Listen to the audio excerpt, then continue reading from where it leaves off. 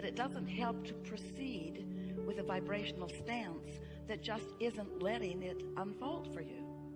It would be like knowing that there's a treasure buried somewhere in your backyard, and it's a big backyard, and you know it's out there, but you have no treasure map, so you have no sense of where it is, and so you have to dig up the whole backyard. And after a while of digging and making a mess of everything and still not finding it, you begin to feel discouraged, and sometimes you get more and more bold. You get bigger and bigger things to dig with. You involve more people in the digging. You make a bigger and bigger and bigger mess of everything, but you still don't find what you're looking for because you're going about it in a way that won't work. So we might as well just start off today with a very bold statement, not only to get your attention, but because, well, it's mostly to get your attention. But it's also something that is absolute and very important for you to understand. Sometimes you just cannot get there from where you are. And that sounds different from what you usually hear from us, because you count on us as being your optimistic friends who say you can be or do or have anything that you want. And while that is still true, sometimes you cannot get to where you want to be from where you currently are. But we're talking about your vibrational stance, and what we're really talking about is that sometimes you, fairly frequently, almost always, that what you are doing is you are wanting to get to a different place from where you are.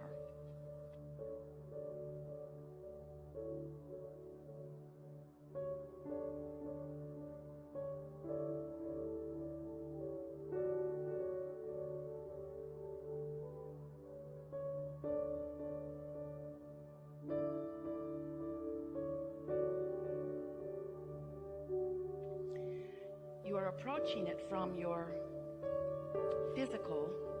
It's so nice to be physical. Observational. It's so nice to have the ability to see and hear and smell and taste and touch. From this very tangible, manifest things into a reality where I and others can see them. So often you want it to be about something that is not parked in your garage yet, that you want to be parked in your garage. And there's an element of dissatisfaction within you as long as this beautiful new vehicle that you want is not parked in your garage. And there's something about you, human creatures that you are, that causes you to go to the garage and notice it isn't there.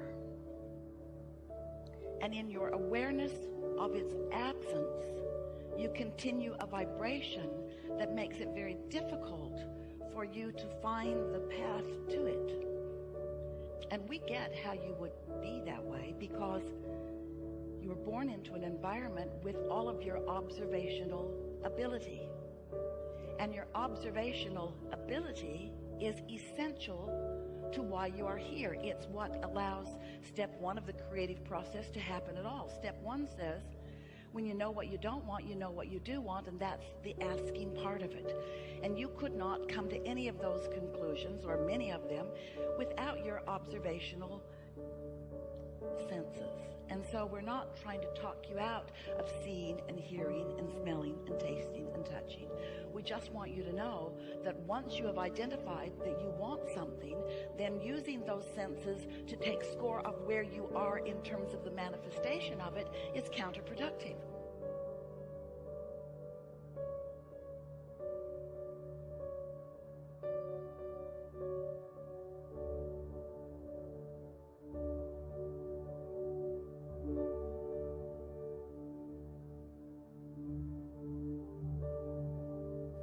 So it's like step one is ask, step two is source delivers it vibrationally, and step three is you've got to tune into the vibration of it so that you can translate the vibration of it into the thing that you want, or into the experience you want, or into the having of whatever it is that you want. But most of you are so involved in seeing and hearing and smelling and tasting and touching that you use your observational senses to help you with step one. I know what I don't want, and therefore I know what I do want, and what I do want is a new vehicle, or what I do want is a new relationship, or what I do want is an improved relationship, or what I do want is a better job, or what I do want is. And once you've identified what you do want, now we want you to stop noticing that what you do want isn't. That's what's tripping you up. It's the taking score of what you want. So you're not letting step one serve you in the way that it could. You're letting it serve you. You're launching the rocket of desire. You're creating a vibrational reality. It's what your vortex is, your vibrational reality. When you ask for something, it becomes vibrationally. And all that is source energy, your inner being, the very beginning of that which you are, all that you are, then gives undivided attention to this new birthing of this new desire and holds it in a vibrational place where it can be yours, but you often are not tuning in to that vibrational place because you're still stuck in the step one place where you know what you don't want and you know what you do want, and you're noticing what you don't yet have. You just can't get there from there. So we've spent a few years visiting with you about how you live in a vibrational universe, and it's hard for you to get that because it seems to be very tangible to you. There's no point really in talking to you about the vibrational makeup of any of these things that are so obviously physical. You can tell me it's vibrational all you want, Abraham, but I see a chair and I really like this fabric.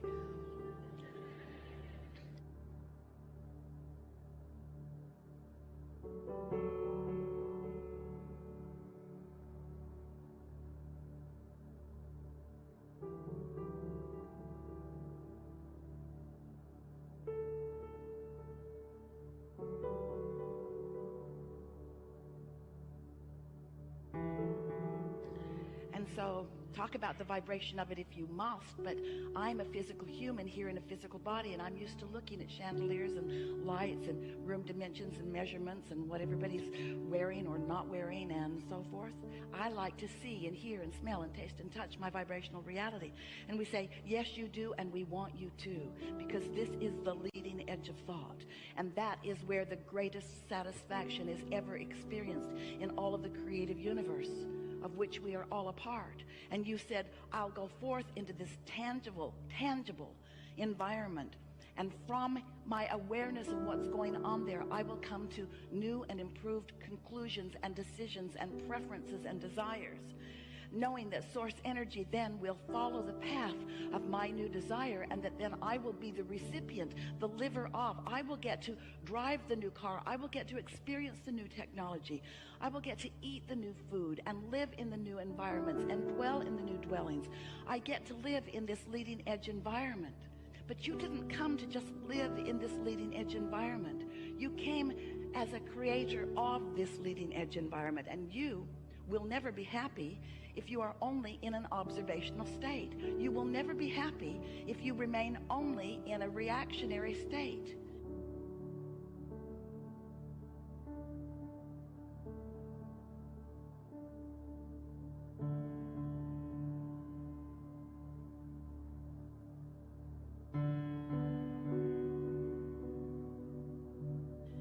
You can't just observe and react and get to the improvement. It does not work that way.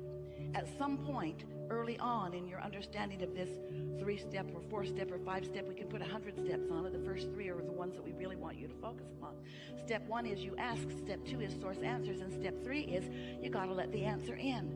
You've got to tune into the vibrational frequency of the vibrational request that you have made, of the vibrational now reality that now exists, before you can allow yourself to see it and hear it and smell it and taste it and touch it. So what we're really asking of you is something that is the most natural thing in the world to you, but you have practiced otherwise, so it doesn't feel natural.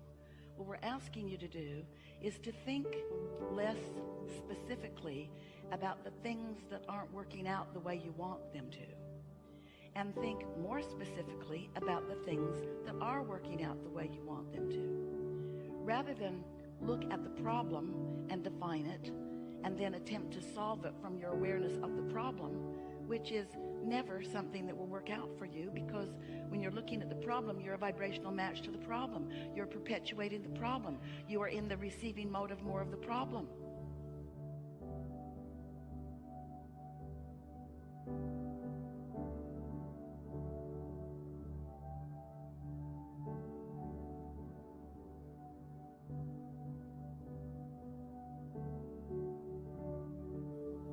You have to find a way to identify the problem and then back off from your awareness of the problem and see it as a request for something different, and then find a way to be a match, a vibrational match, an emotional match to the new and improved that you are asking for. And that's really why you came. Not because things need to get done, and not because things are broken that need to be fixed, but because it's oh so fun to get to bring your awareness into an environment where you specifically and importantly choose what matters to you, and then you find the vibrational stance that lets the universe deliver it to you. When you get to witness that, what you're really witnessing is your personal attunement to your personal desires. And what most people are mostly witnessing is their personal attunement to a reality that already exists, to which they are having a knee-jerk response. So you kind of have to decide, am I a creator or a regurgitator? Do I create my own reality, or do I just keep observing what is and keep being a part of regurgitating more of that? There's a war against this and that and the other. There's a war against so many things. And everything that there's a war against, things are getting bigger, because when you look at something, wanted or unwanted, you become a vibrational match to it, and law of attraction makes you part of the swelling of it, of the growing of it, of the evolution of it, you see.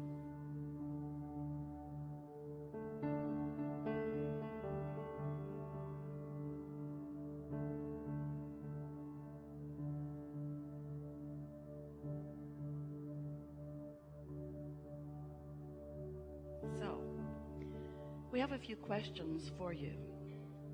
Not because we don't know the answers, because we have a very clear vibrational awareness of where each of you stands in relationship to what each of you desire. It's just perfectly clear. But the reason that we're going to ask these questions is because we would like to bring you to a more centered place in your awareness. We would like to help you to find that, some call it grounded, we call it essential, that beginning vibrational root of who you are. Because if you can frequently return to your vibrational knowledge, then what happens is you stop all the chatter that doesn't matter, that is preventing you from a clear and, more important, satisfying path to the unfolding of what you want. So, just some fun questions. Call out if you want, or just project with your thoughts. Either is fine, because it's all for you. Do you understand that you are more than this physical body?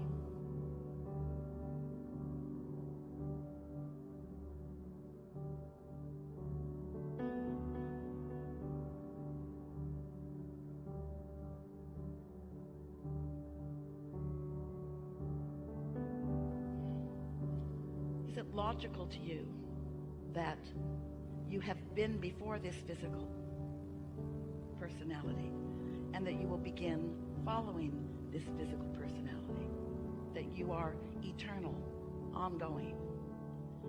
Can you feel some logic in that?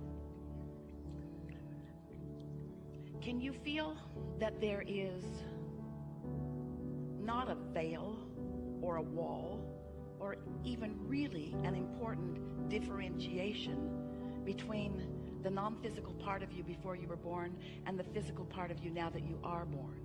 In other words, can you stretch your awareness of who